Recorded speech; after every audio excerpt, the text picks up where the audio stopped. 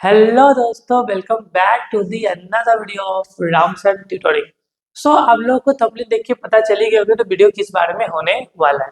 भैया आज के इस क्लास में हम लोग वन शॉट में पूरा का पूरा एमसीक्यूज करने वाले हैं हमारे अकाउंट्स के सभी चैप्टर के। वीडियो के अंत तक बने रहना जिससे कि मैं आपका पूरा का पूरा डाउट्स भी सोल्व कर पाऊँ और साथ ही साथ आपको एमसीक्यूज में कभी प्रॉब्लम ना हो, ये मेरा कोशिश रहे। बिना किसी देरी के आज के धमाकेदार सेशन में स्टार्ट करता हूँ।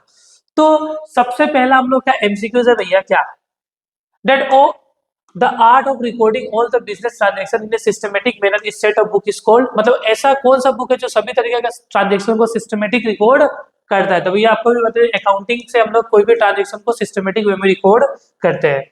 फिर नेक्स्ट है भाई, the process of recording, classifying, analysing, summarising the all business transaction in order to know the financial result is called, भाई अकाउंटिंग ही है। ठीक है ना, accounting is the art of recording, classifying, summarising in a systematic manner. पता ही आपको, तो भैया ये भी अकाउंटिंग ही आंसर होने वाला है इसका।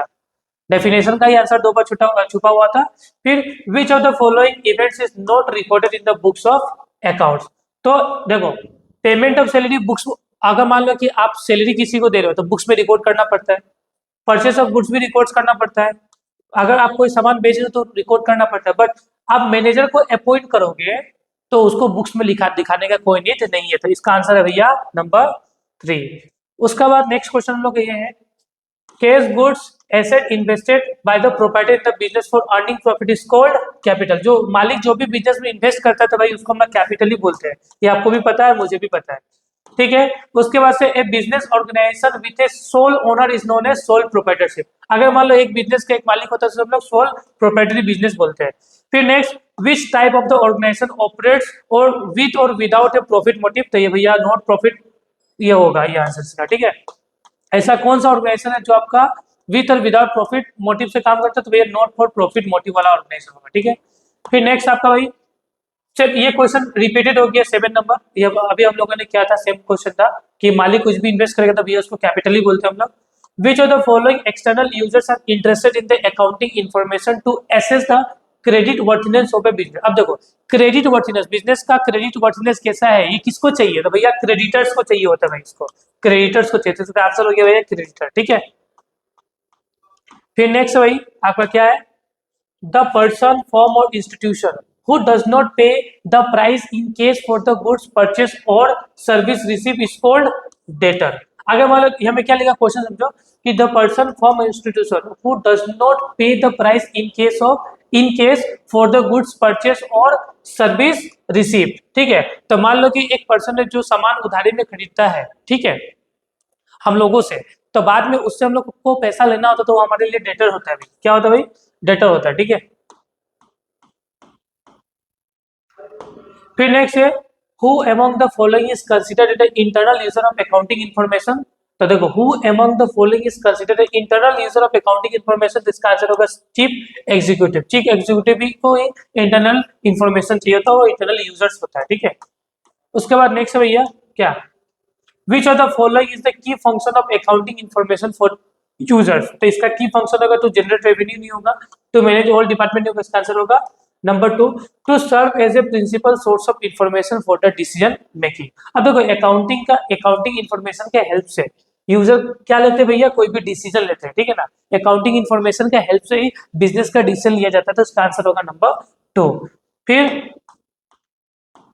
नेक्स्ट देखो, what is the purpose of the profit and loss account. Profit and loss account को बनाना क्यों जरूरी है भाई, हमको ये जानना जरूरी है कि मेरे बिजनेस में इनकम कितना है, खर्चा कितना है, ये जानने के लिए प्रॉफिट एंड लॉस अकाउंट को बनाना जरूरी होता है। तो आंसर नंबर इसका क्या होगा, 2 होगा। ठीक है, उसके बाद नेक्स्ट होगा, what is the purpose of balance sheet. Balance sheet का पर्पस क्या होगा भाई, अगर आपको फाइनेंशियल स्टेटस जानना आपका बिजनेस का कि मेरा फाइनेंशियल पोजीशन क्या है आज की डेट में, तो भैया आपको क्या बनाना होगा, बैलेंस शीट। इसका आंसर है to provide a picture of a company financial status. तो आपको बैलेंस शीट बनाने का नीड होता है भाई। ठीक है, फिर asset easily converted into cash within a short period known as. अगर देखो, ऐसा एसेट जो इजिली कैश में कन्वर्ट हो जाता है तो भैया उसको करंट एसेट बोलते हैं। ठीक है, current asset are those which can convert easily into the cash, ये करंट एसेट होगा भाई। ठीक है, फिर नेक्स्ट होगा भाई क्या, Which of the following financial statement is a typically provided to external users? External देखो, which of the financial statement is typically provided to the external users, मतलब जो external users होते हैं हमारे, जो भी इन्वेस्टर वगैरह होते हैं, जो भी हमारे डेटर्स हो गए, क्रेडिटर्स हो गए, उनको आपको प्रॉफिट एंड लॉस दिखाना है तो भैया प्रॉफिट एंड लॉस दिखाना पड़ता है उन लोगों को, ठीक है। एक्सटर्नल यूजर्स के लिए प्रॉफिट एंड लॉस को बनाया जाता है, ठीक है। फिर हम लोग का चैप्टर नंबर 1 कंप्लीट हो गया। अब चैप्टर नंबर 2 में देखो थ्योरी बेस्ड अकाउंटिंग है, ठीक है। हम लोग का the sum of liabilities and capital is called asset. पता ना एसेट क्या होता है भाई?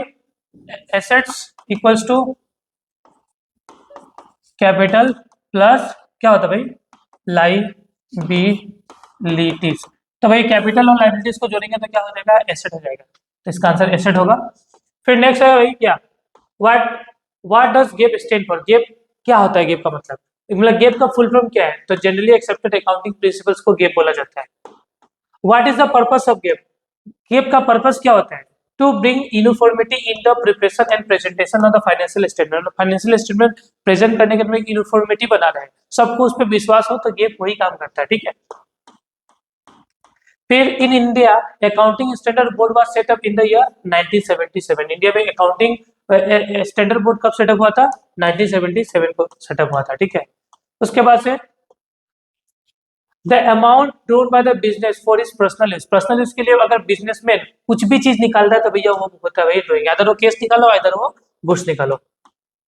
उसके बाद next, which of the following concept assets the business is a separate from its owners. भैया एंटिटी कॉन्सेप्ट पता ही होगा आपको। एंटिटी कॉन्सेप्ट आपको ये बोलता है कि बिजनेस एंड बिजनेसमैन दोनों क्या होते हैं? सेपरेट होते हैं, ठीक है। फिर next, according to the business entity concept which of the following is true. आप लोग ये तो इतना मैं नहीं पढ़ूंगा, डायरेक्ट मैं आंसर पढ़ता हूँ।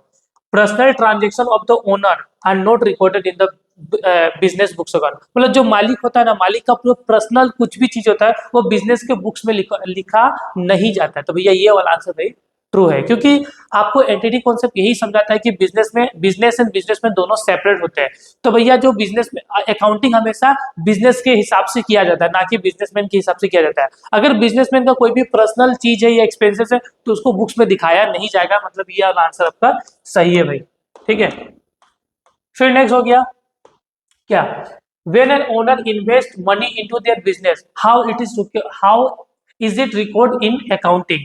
ठीक है, अगर मान लो कि ये मालिक है, ए ने अपने बिजनेस एबीसी लिमिटेड में, ए ने अपने बिजनेस एबीसी लिमिटेड में 10 लाख रुपए इन्वेस्ट किया है। ए ने एबीसी लिमिटेड में कितना इन्वेस्ट किया?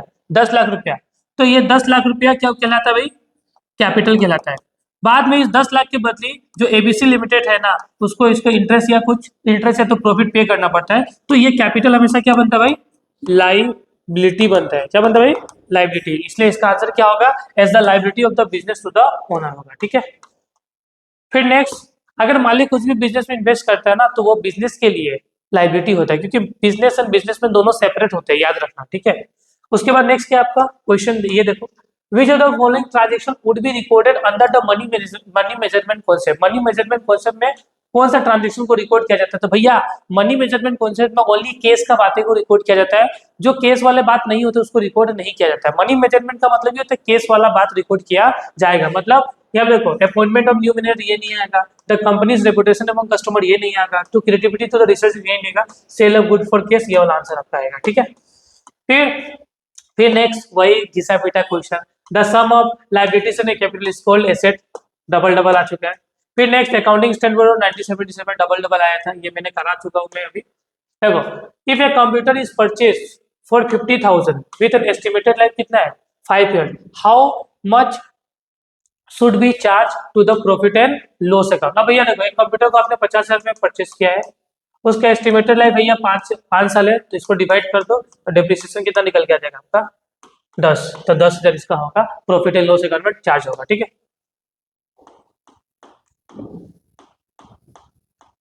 फिर नेक्स्ट आपका meaning of credibility of going concern is continuing the business. देखो, गोइंग कंसर्न का मतलब क्या होगा? बिजनेस का लाइफ इनफाइनाइट होता है, बिजनेस को लंबा समय तक चलाना पड़ता है, इसलिए इसका आंसर क्या होगा? कंटिन्यूइंग होगा, ठीक है।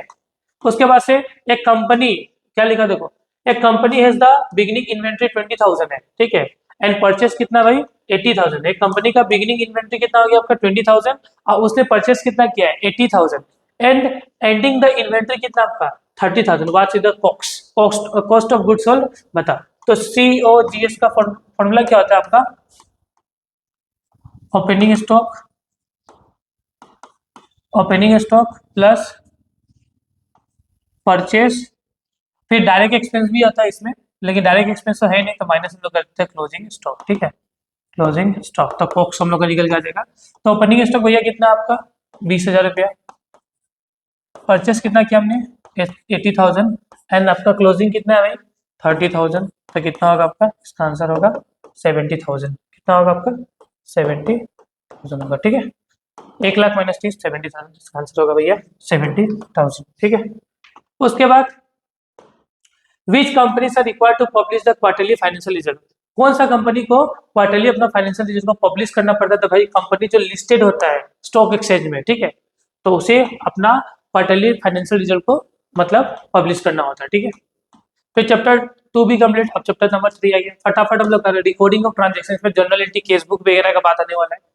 Voucher is prepared for, voucher किस लिए, voucher is prepared for case receive and case paid, case and credit sale, case and credit purchase, भैया सबके लिए वाउचर को प्रिपेयर किया जाता है। ऑल ऑफ दी अबव इसका आंसर होगा। ठीक है, फिर नेक्स्ट भैया क्या है, liabilities and asset, liabilities and asset amount 50,000 and 7,800 respective. The difference amount sale represent capital account. ठीक है, लायबिलिटीज और भैया वही याद है, अकाउंटिंग इक्वेशन वाला फॉर्मूला, अकाउंटिंग इक्वेशन याद है, बता क्या है भाई, asset equal to capital plus liability. ये याद है नहीं आपको, ऑब्वियसली बात याद होगा, कैपिटल प्लस लायबिलिटीज होता है ना। तो भैया यहाँ में ये पूछा कि लायबिलिटीज एंड एसेट इतना इतना है, तो डिफरेंस अमाउंट कहाँ पे जाएगा, तो भैया डिफरेंस अमाउंट कहाँ पे जाएगा भाई, डिफरेंस अमाउंट हमेशा कैपिटल में जाएगा। एसेट का वैल्यू दिया हुआ है, लाइबिलिटीज का वैल्यू दिया हुआ है, तो इसको इधर आगे कर देंगे, इसको या इसको इधर कर देंगे, तो क्या का वैल्यू निकल जाएगा, कैपिटल का। तो कैपिटल इसका आंसर होगा भाई। ठीक है, voucher is prepared from, voucher is prepared from कैसे बनता है भैया, डॉक्यूमेंट्री एविडेंस होता है। ठीक है, डॉक्यूमेंट्री एविडेंस है। फिर देखो नेक्स्ट आपका वही सेम क्वेश्चन यहाँ पे आ गया फिर से, कोई का क्वेश्चन था रिपीटेड है। एक कंपनी पे 2,000 for 1 year insurance policy in advance. अगर कोई कंपनी है, एक कंपनी है तो 2,000 रुपया इंश्योरेंस पॉलिसी का एडवांस पे करता है। What is journal entry at the time of payment. तो पेमेंट क्या होगा, तो भैया सिंपल सा होगा, insurance prepaid account debit to cash account. तो भैया यहाँ में होगा इंश्योरेंस प्रीपेड डेबिट होगा और टू कैश होगा। तो सिंपल सा भाई, इंश्योरेंस प्रीपेड में होता है, प्रीपेड वाला चीज हमेशा एसेट बनता है। तो भाई तो क्या होगा आपका आंसर, ऐसा होगा इंश्योरेंस प्रीपेड तो भाई क्या होगा कैश होगा। ठीक है, ये वाला जनरल मतलब आंसर नंबर 2 सही है इसका। फिर नेक्स्ट आपका क्या है, नेक्स्ट है इशू ए 8,000, देखो issue a cheque for ₹8,000 to pay rent, what the account to be debited is, कौन से अकाउंट को डेबिट करना होगा। तो भैया अगर आप रेंट पे कर रहे हो तो क्या होगा, रेंट अकाउंट डेबिट, खर्चा ना रेंट, तो rent account debit to bank हो गया। Rent account debit to bank मतलब रेंट डेबिट हो रहा है, तो भैया रेंट डेबिट हो कर दो। खत्म, जनरल का क्वेश्चन सब आ रहा है अभी। ए परचेस मशीन फॉर केस, एक मशीन हम लोग केस में करना, शुड बी डेबिटेड टू। अगर आप मशीन केस में खरीदोगे तो क्या होगा, तो machine account debit to cash होगा भाई, तो मशीन अकाउंट डेबिट होगा। ठीक है, तो कौन से अकाउंट को डेबिट करना भाई, मशीन को डेबिट करना। इजी इजी क्वेश्चन सब आ रहा है भाई। अभी देखो अकाउंटिंग क्वेश्चन कौन सा सही है यहाँ पे, देखो account which of the following is correct, liabilities equal to asset गलत होता है, asset plus capital liabilities minus ये भी गलत होता है, फिर capital equal to asset plus liability ये गलत होता है। आंसर आपका क्या होगा, ये वाला होगा। अब बोला कि भैया ये वाला सही कैसे हुआ, देखो समझना, एसेट इक्वल टू क्या होता है, देखो समझना, एसेट इक्वल टू क्या होता है भाई, कैपिटल प्लस क्या होता है भाई, लायबिलिटीज। ये होता ही नहीं होता, एसेट इक्वल क्या होता है भाई, कैपिटल प्लस लायबिलिटीज होता है। ठीक है, अगर मान लो हम लोगों ने अकाउंटिंग इक्वेशन को थोड़ा सा मॉडिफिकेशन किया, अगर हम लोग ऐसा कर दिया, हम लोगों ने लायबिलिटीज को हम लोगों ने उधर लेके चला गया हम लोग, तो एसेट यहाँ पे है भाई, माइनस हो गया लायबिलिटीज। ठीक है, यहाँ पे प्लस है तो इधर में आ गया माइनस। ठीक है, और यहाँ में कैपिटल हो गया, तो भाई ये अकाउंटिंग इक्वेशन हम लोग का सही बैठ रहा है, तो ये आंसर सही होगा। ठीक है, उसके बाद नेक्स्ट क्या है, collected 35,000 from debtor, the account is debit. हमको डेटर से 35,000 कलेक्ट करना है, तो कौन सा अकाउंट क्या होगा भाई, क्रेडिट होगा। अगर आपको डेटर से पैसा मिल गया, कलेक्टेड 35,000 फ्रॉम द डेटर, तो पैसा मिलेगा तो cash account debit to debtor होगा, तो भैया इसका आंसर होगा डेटर। क्रेडिट हम लोग डेटर को करेंगे, केस को नहीं, क्रेडिट को करेंगे, ठीक है, डेटर को करेंगे। उसके बाद नेक्स्ट भाई क्या है, cash withdrawn by the proprietor should be credited to. अब देखो, cash withdrawn by proprietor, cash withdrawn by proprietor should be credited to, कौन सा होगा, ठीक है। तो भैया अगर मालिक कुछ भी चीज प्रोप्राइटर बिजनेस से निकालता है तो क्या होगा भाई, drawing account debit to cash account होगा, तो क्रेडिट भैया क्या होगा यहाँ पे, केस होगा, ठीक है ना। समझ में आया आपको कि अगर मालिक बिजनेस से पैसा निकालता है तो एंट्री क्या होने वाला है भाई, drawing account debit to cash, तो टू केस आपका क्रेडिट होगा ये वाला, ठीक है। फिर नेक्स्ट क्या है, issue a cheque for ₹70,000 to pay off one of the creditor, मतलब हम लोगों ने इशू किया है चेक 70,000 एक क्रेडिटर को पे करने के लिए। The account to be debited is, कौन से अकाउंट को डेबिट करना होगा, तब जब आप क्रेडिटर को पे करोगे तो आपका लाइबिलिटीज खत्म हो जाएगा, तो क्रेडिटर क्रेडिट से कहाँ चला जाएगा भाई, डेबिट में, टू केस होगा, तो क्रेडिटर डेबिट होगा यहाँ पे, तो क्रेडिटर हमने डेबिट किया है, ठीक है। उसके बाद से फाइंड द करेक्ट स्टेटमेंट, हमें करेक्ट स्टेटमेंट बताना है। डेबिट डिक्रीज इन एसेट, भाई एसेट घटने से क्या डेबिट होता है, क्या गलत है। Credit the increase in expense, अगर खर्चा बढ़ने से डेबिट होता है, क्रेडिट नहीं होता है। Debit increase in revenue, debit the increase in revenue, अगर रेवेन्यू मतलब इनकम बढ़ने से क्रेडिट होता है, डेबिट नहीं होता है। लास्ट वाला देखो, credit increase in capital, capital बढ़ने से भी क्रेडिट होता है, तो ये आंसर सही है आपका, ठीक है। फिर नेक्स्ट है, the book in which all account are maintain is known as ledger, ठीक है, लेजर अकाउंट में सभी तरह के अकाउंट को मेंटेन किया जाता है। The recording of transaction in the journal is called journalising, ठीक है, जर्नल मतलब जो आपका ट्रांजेक्शन जर्नल में रिकॉर्ड किया जाता है उसको जर्नलाइजिंग बोलते हैं, ठीक है। जर्नल लेजर अभी सभी का क्वेश्चन मिक्सअप आएगा, ठीक है। फिर इसमें आपको बताना है what 5 categories of ledger account, तो भैया लेजर अकाउंट का 5 कैटेगरीज क्या आपका, what are the 5 categories of ledger account, तो भैया asset, equity, liabilities, income and expense, ठीक है।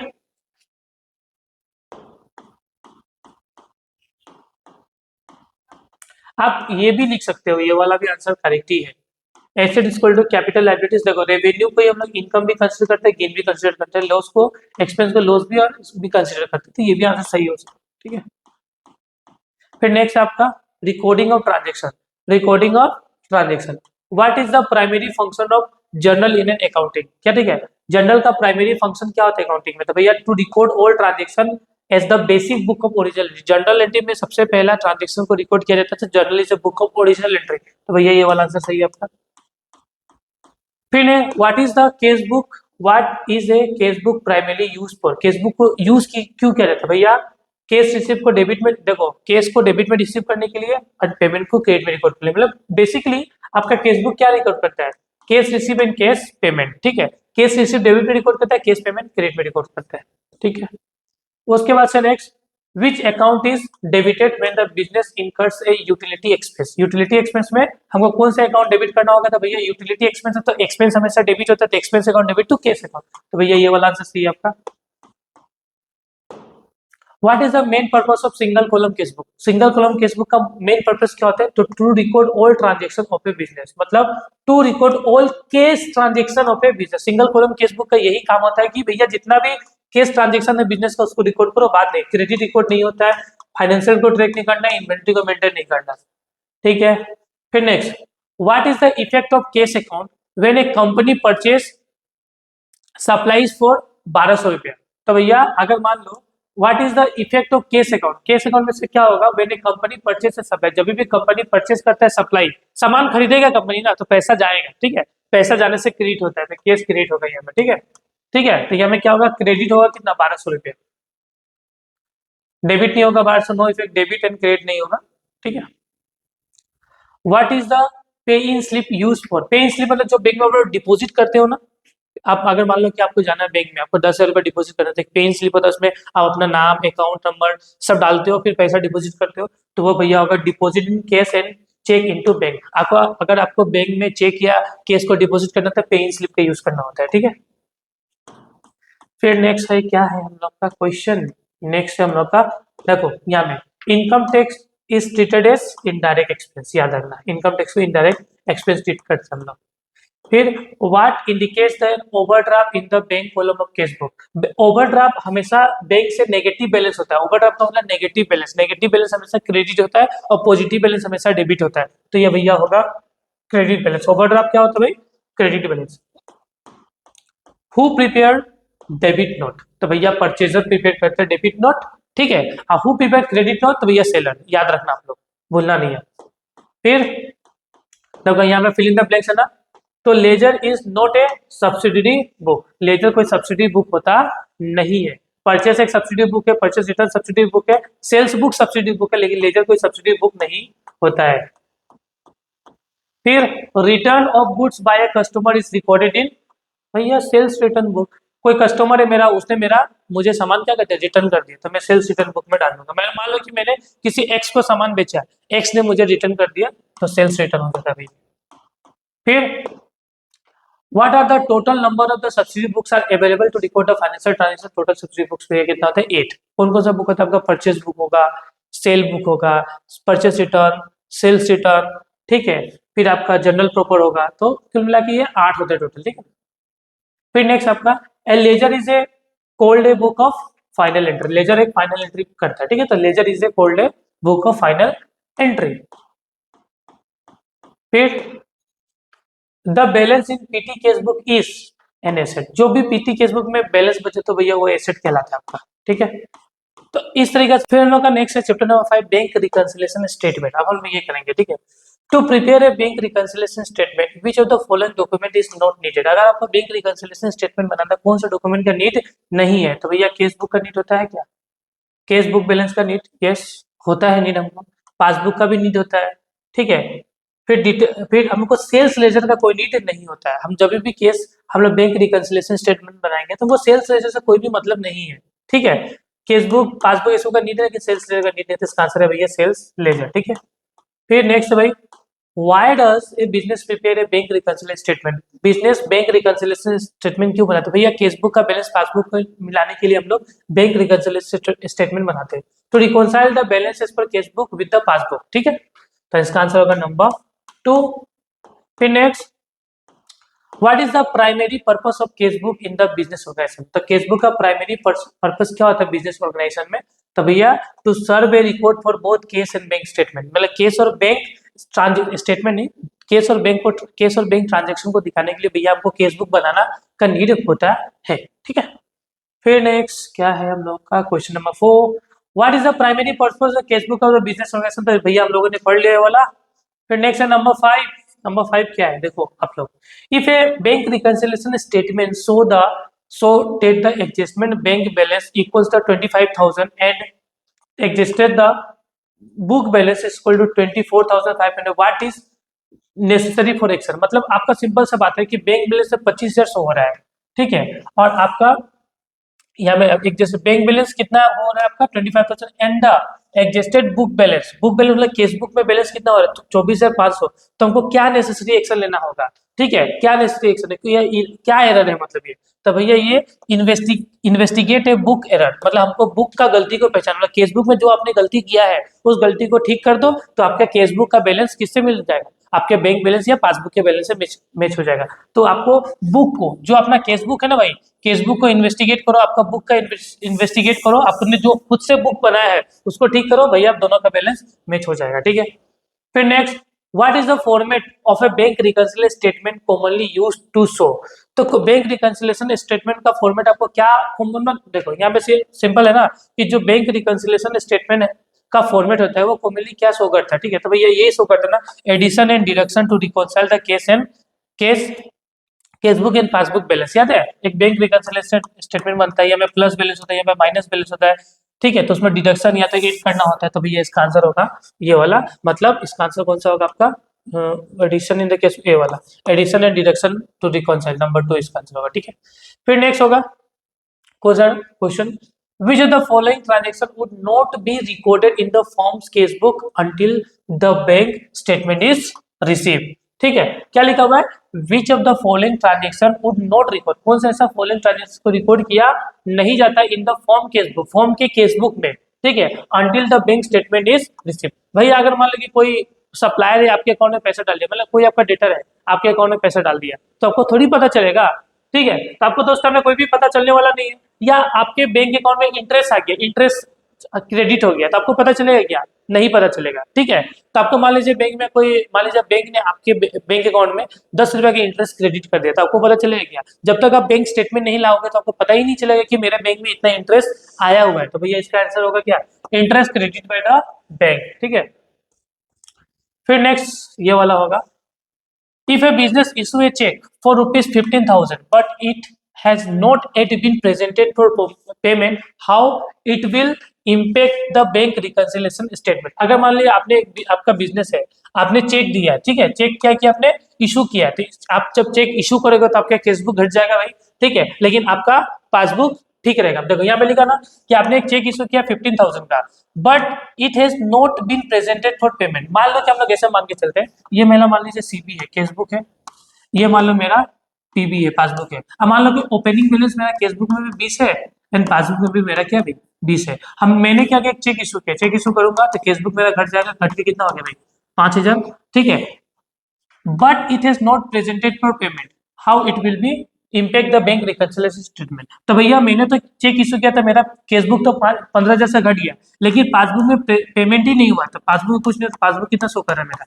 20,000। अब इसको मैं ठीक करूंगा तो क्या करूंगा, केसबुक में जाके प्लस 15,000 कर दूंगा, तो यहाँ में कितना हो जाएगा भाई? 20,000। तो यहाँ पे भी कितना हो जाएगा? 20,000। तो हम लोग का बैलेंस क्या हो गया भाई? मैच हो जाएगा। तो हमको क्या करना होगा, केसबुक में 8 करना होगा, 8 15,000 to the cash balance, 8 15,000 to the cash balance. ये नंबर आंसर, ये नंबर 3 होगा, ठीक है, नंबर 3 होगा, ओके। फिर bank reconciliation description is composed of, ठीक है, a bank reconciliation description is composed of, ठीक है। तो क्या होता है? तो आपका आंसर होगा बिजनेस मैनेजर। बिजनेस अकाउंट नहीं, अकाउंटेंट नहीं होगा, कंट्रोलर और बैंक नहीं होगा, ये होगा बिजनेस का जो मैनेजर होता है वही एक, ठीक है। फिर नेक्स्ट होगा, why do the bank balance in the form case book and the bank statement usually not match? ये दोनों मतलब सिंपल सा है, केस बुक है आपका, बैंक स्टेटमेंट यूजुअली क्यों मैच नहीं करता ये बताना है। तो भैया डिफरेंट रिकॉर्डिंग मेथड रिकॉर्डिंग करने का मेथड तरीका अलग होगा।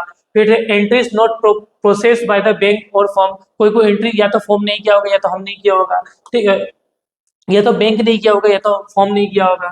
Due to the incorrect entries, गलती से एंट्रीज उल्टा फुल्टा लग जाना, ये सब बहुत सब रीजन है, तो ऑल ऑफ द अबव होगा, ठीक है।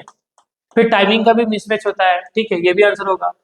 फिर where are the bank charges, लिखा ना, where are the bank charges not recorded in the cash book so in the bank reconciliation statement. तो अगर मान लीजिए आपने बैंक चार्जेस को दिखाया नहीं है, ठीक है, where the bank charges are not recorded in cash book, तो सिंपल सा बात है ना भाई। अगर देखो यहाँ पे देखो, समझना, ये हमारा सीबी है, आपका स्टार्टिंग बैलेंस 1,000 है, बीबी का भी स्टार्टिंग बैलेंस कितना आपका 1,000 है, ठीक है। मान लो कि बैंक चार्जेस आपका है 100 रुपया, कितना भाई? 100 रुपया मान के चलो, ठीक है। तो बैंक चार्जेस होगा तो बैंक से 100 रुपया कट जाएगा, नहीं कट जाएगा? तो बैंक में कितना शो होगा? 900, 900, इसमें कितना शो होगा? 1,000 रुपया। आपका स्टार्टिंग बैलेंस केसबुक है, आपको जाना है पासबुक के पास, तो जो भी प्लस माइनस करना है केसबुक में, तो केसबुक में जाकर हमको 100 रुपया क्या करना होगा? माइनस करना होगा। तो यहाँ भी 900 और यहाँ पे भी 900, तो यहाँ पे क्या होगा भाई? As deduction in the column, हमको डिडक्ट करना होगा, ठीक है, घटाना होगा। उसके बाद in a bank reconciliation statement if the bank balance is the higher than the book balance, लिखा ना, in a bank reconciliation statement if the bank balance is higher than the book balance, ठीक है, bank balance ज्यादा है, book balance कम है, मतलब cash book में बैलेंस कम है और बैंक का बैलेंस ज्यादा है, which of the following could be reason? तो भाई डिपॉजिट इन ट्रांजिट होगा, ठीक है। मान ले कि कोई मेरे बैंक अकाउंट में ज्यादा पैसा डाल दिया है, डिपॉजिट कर दिया, जिसके कारण मेरा बैंक ज्यादा हो गया, केस बुक कम हो गया, ये रीजन है।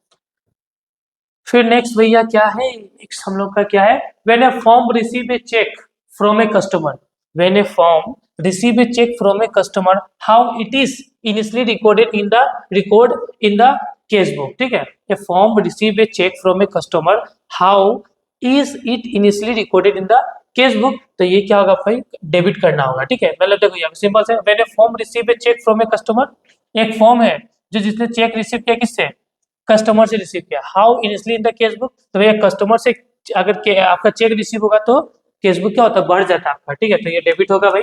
तो चैप्टर नंबर 6 जो भैया trial balance and rectification of, इसमें दोनों आने वाला है, ठीक है।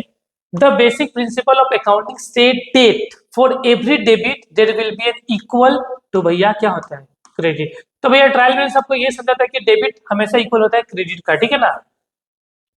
तो भैया क्रेडिट होगा इसका आंसर। फिर next, which of the following is not verified by the trial balance, which of the following is not verified by the trial balance? तो भैया arithmetic accuracy of ledger posting ये ट्रायल बैलेंस वेरीफाई करता है, ठीक है। Trial balance check करता है कि आपका लेजर में कोई गलती तो नहीं है ना। एरर्स इन अकाउंट बैलेंस ये भी चेक करता है। Accuracy of case transaction, case के बारे में रिकॉर्ड नहीं करता है, ठीक है। तो भैया एक्यूरेसी ऑफ केस ट्रांजेक्शन होगा इसका आंसर। फिर what is the trial balance? Trial balance क्या होता है? तो भैया ट्रायल बैलेंस क्या होता है? Statement of profit and loss account भैया नहीं होता है। A list showing the balance of all ledger account भैया ये वाला आंसर होता है इसका, ठीक है। A list of showing all ledger balance of all ledger account, ठीक है। The main purpose of accounting is to provide the financial information the stake holder.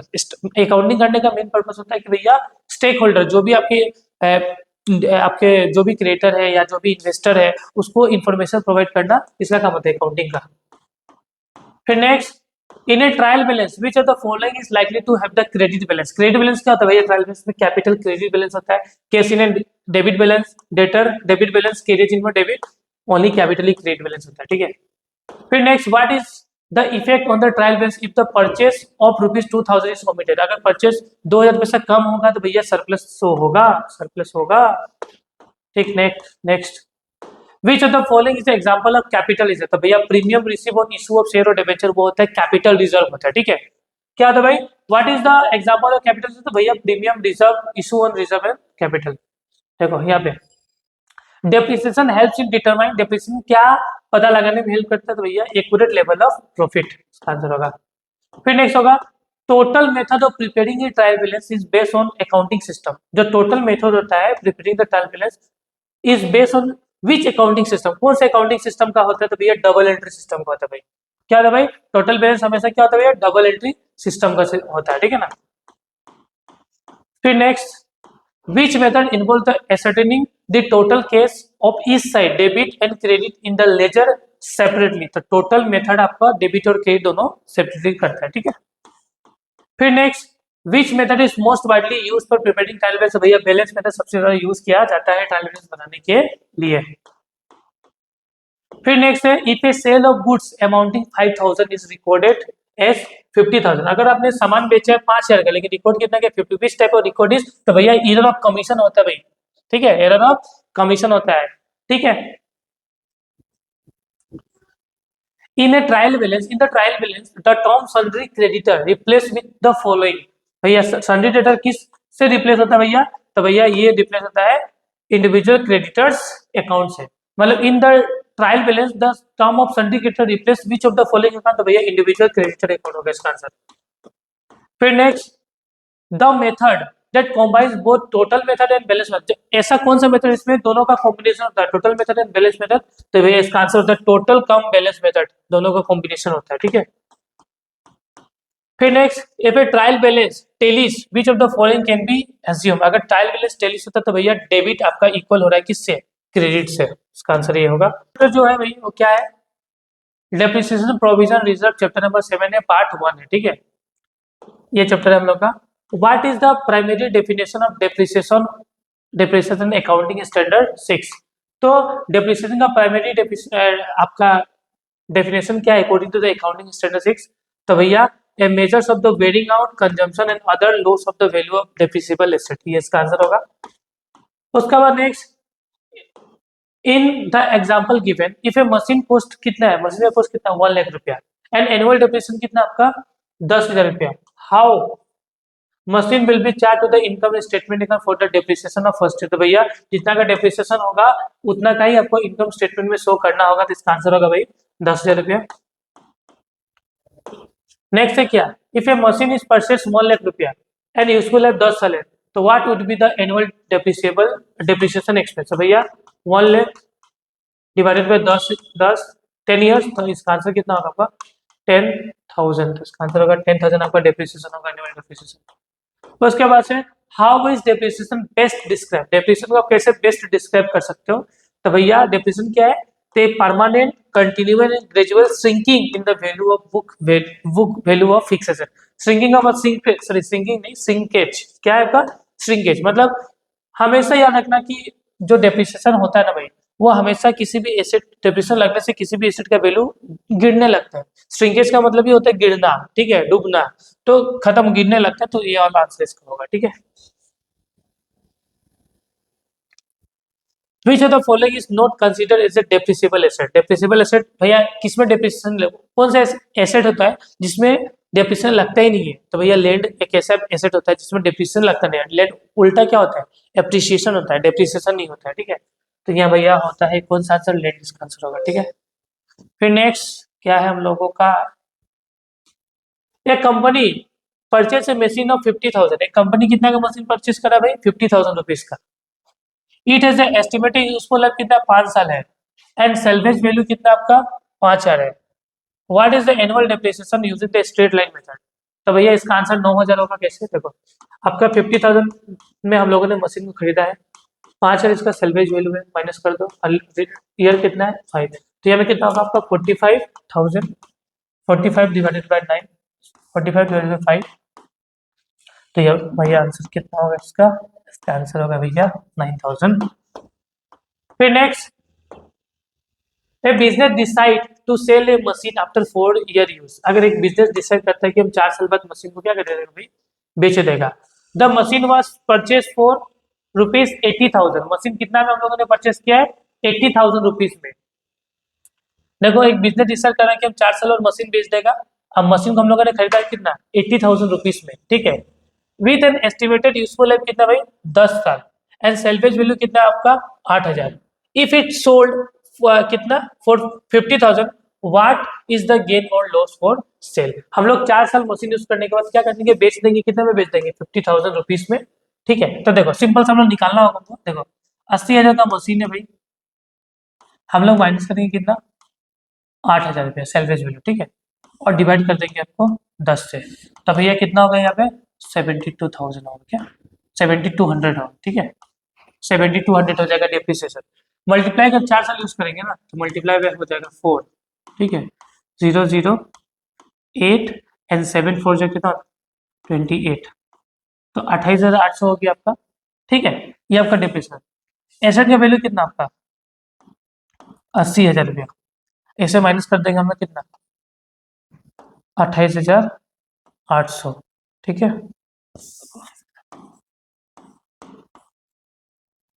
तीन जीरो फिर आ गया आपका 28,800, ओके, 28,800, तो यहाँ में 0 यहाँ पे 2 हो जाएगा, ठीक है। यहाँ पे कितना होगा 9 1 हो जाएगा, यहाँ पे होगा आपका 7 7 सेट हो गया था फिर, तो इतना इतना का एसेट है 51,200 का, आप क्या हो गया एसेट का वैल्यू बचा हुआ है, इतना का एसेट है, हम लोगों ने बेचा कितना 50 में, 51,200 के एसेट हम लोगों ने अगर बेचेंगे हम लोग 50 में, तो हम लोग क्या होगा, लॉस होगा कितना का 1,200 का भैया लॉस होगा, ठीक है। तो 1,200 का क्या है मैं लॉस है, ठीक है, समझ गया आप लोग। फिर according to the company act, a creation of secret reserve is prohibited except in case of banking, insurance and financial companies में, ठीक है। मतलब अकॉर्डिंग टू द कंपनी से creation of secret reserve is prohibited, secret reserve आप रख नहीं सकते हो, कौन से केस में, तो भैया बैंकिंग, इंश्योरेंस और फाइनेंशियल कंपनीज में, ठीक है।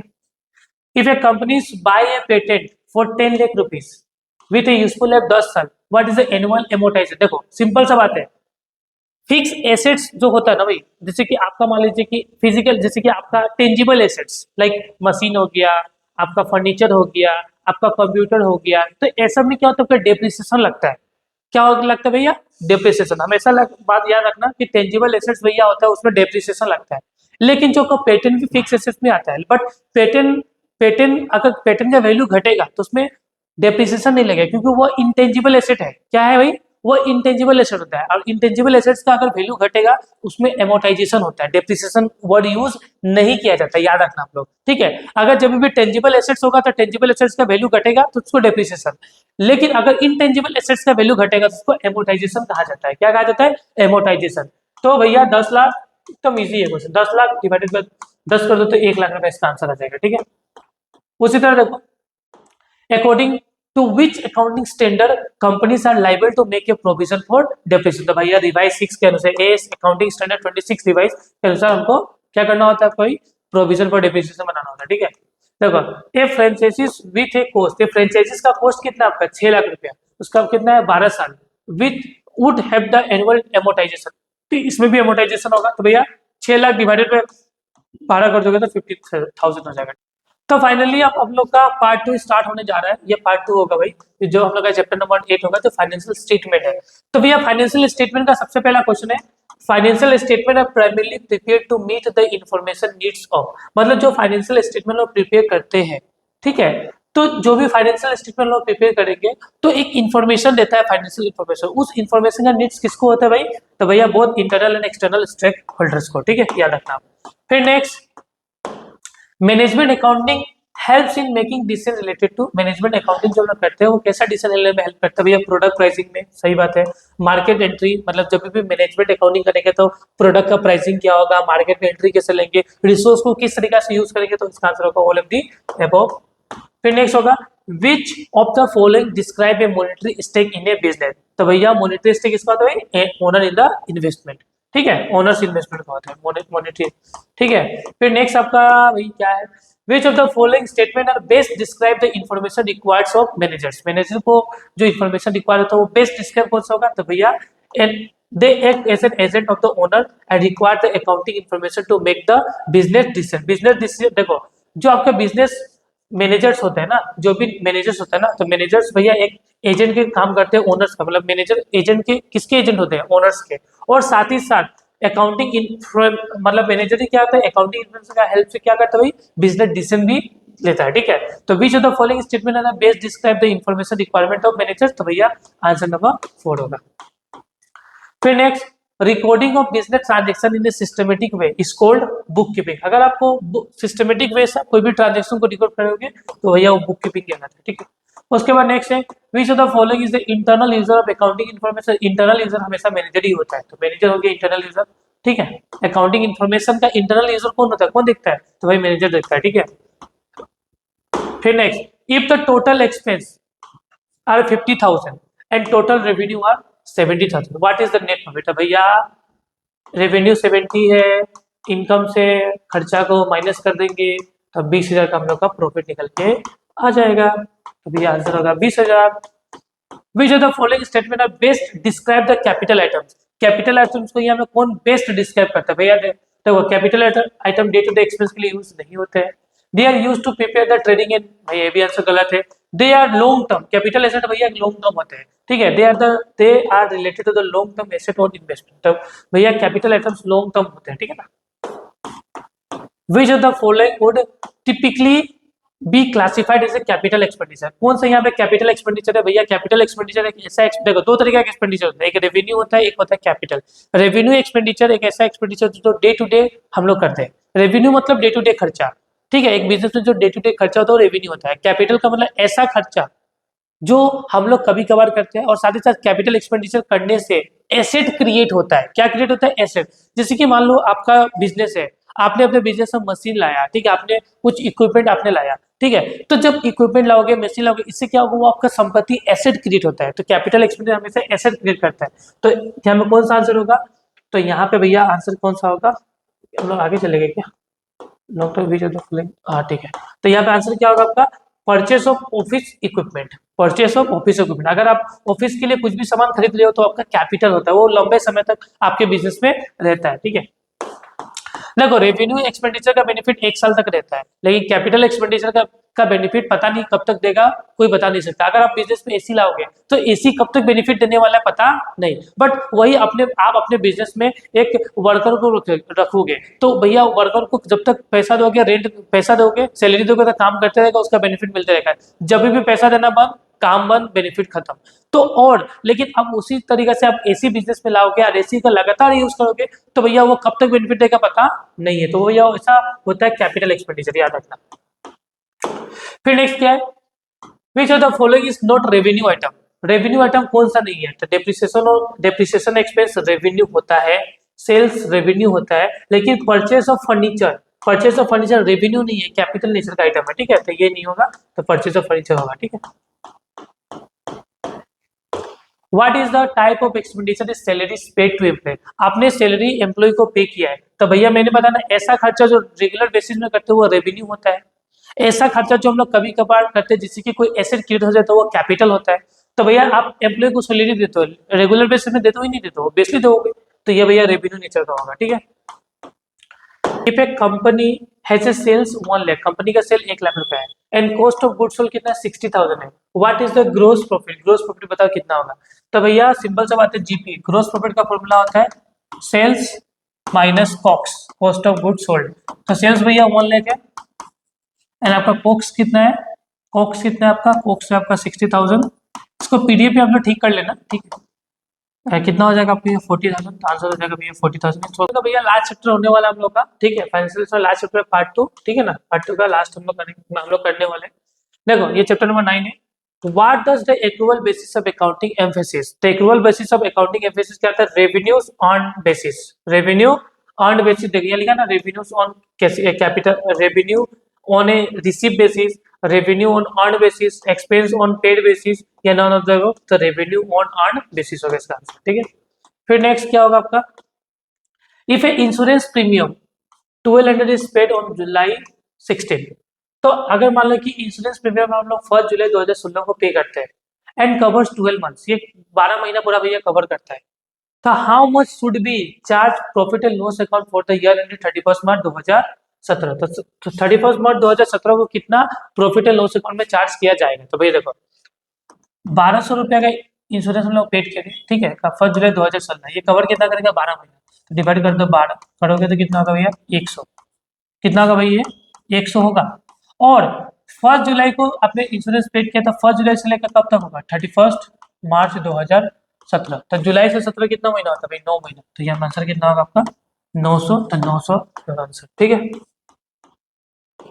Which accounts reflects a liability in the trial balance, कौन सा अकाउंट लाइबिलिटी रिफ्लेक्ट करेगा trial balance, debtor asset reflect करेगा, बैंक एसेट करेगा, long term loan liabilities reflect करेगा, तो लॉन्ग टर्म लोन लाइबिलिटी हो गया।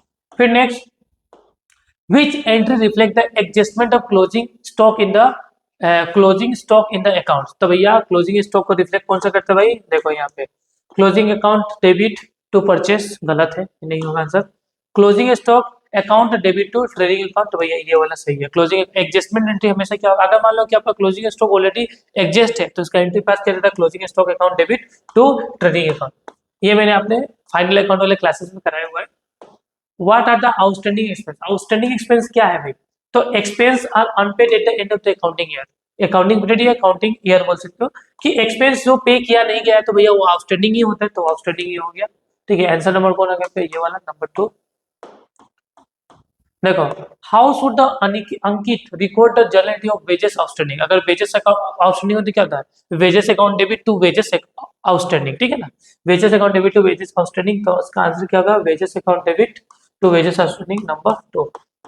फिर next, such a person who earn remuneration against their service are called, मतलब एक पर्सन है जो रेम्युनरेशन अर्न करता है अगेंस्ट सर्विस आर कॉल्ड क्या, प्रोफेशनल। अगर जैसे कि मैं टीचर हूँ, मैं टीचर में पढ़ा के जो पैसा कमा रहा हूँ, ठीक है, सर्विस देके जो पैसा कमा रहा हूँ वो प्रोफेशनल ही हो ना मैं, तो ये प्रोफेशनल इसका आंसर होगा। फिर next, receive and payment account is a summary of किसका, cash book. Receive and payment account मतलब पैसा आया पैसा गया, ये समरी होता है केस बुक का, ठीक है। केस बुक में सेम पैसा आया पैसा गया, रिसीव में भी सेम पैसा आया पैसा गया, तो केस बुक इसका आंसर। फिर नेक्स्ट होगा, outstanding expense are those expense which have become during an accounting year, तो पेबल होता है, आउटस्टैंडिंग एक्सपेंस को पे किया जाता था, पेबल होगा, रिसीवेबल नहीं होगा, ठीक है। If Ankit has a wages of 8,000, record and owes the additional 500, what the total should be reported the wages and profit and loss account, तो भैया दोनों को जोड़ दो, ठीक है, तो 8,500 हो जाएगा। फिर next, if A ship paid total salary, if A ship paid total salary 25,000 which include the advance payment, तो टोटल सैलरी 25,000, एडवांस में कितना पेमेंट किया हुआ है 5,000, what is the correct salary expenses should be reported in the profit and loss account, तो भैया इसका answer तो एकदम 20 होगा। देखो 25 एडवांस में पे किया गया, पहले 5 मतलब 25 देना है, 5 एडवांस में पे है, तो भैया 20 देना है, ठीक है, तो 20 हो गया आपका। प्रीपेड एक्सपेंस आर सोन इन, भैया प्रीपेड एक्सपेंस हमेशा एसेट बनता है, इसमें बनता है, एसेट बनता है, ठीक है। What is the entry is made to record the prepaid salary, prepaid salary में कौन सा एंट्री लिखते हैं हम लोग भैया, प्रीपेड सैलरी है तो भैया prepaid salary account debit to salary account, तो भाई prepaid salary account debit to salary account नाम है prepaid salary account debit to salary account number 2, तो नंबर 2 आंसर हो गया ये वाला। फिर देखो, if Ankit earn a commission, Ankit कितना कमीशन अर्न किया है 5 ईयर एंड एडिशनल कितना कमाया एडिशनल देखो if Ankit earn a commission 5000 and additional 1500 still receivable मतलब 1500 रुपया और मिलना है what is the total commission in the income से should be reported in the profit and loss account. तो भैया 5000 उसको देखो इसका कमीशन कितना 5000 उसको और कितना मिलना बाकी है 500 दोनों को जोड़ दो तो 6500 होगा इसका आंसर। ठीक है तो उसके बाद what is the generality of report accrued commission of ₹1500। तो एक्रूड कमीशन क्या होता है भाई एक्रूड कमीशन एक एसेट बनता है तो accrued commission account debit to commission account. तो आंसर होगा इसका एक्रूड कमीशन टू कमीशन। ये सब मैंने क्लासेस में कराया हुआ है तो ठीक है। तो इस तरीके से फाइनली आपका पूरा का पूरा एमसीक्यूज होता है खत्म।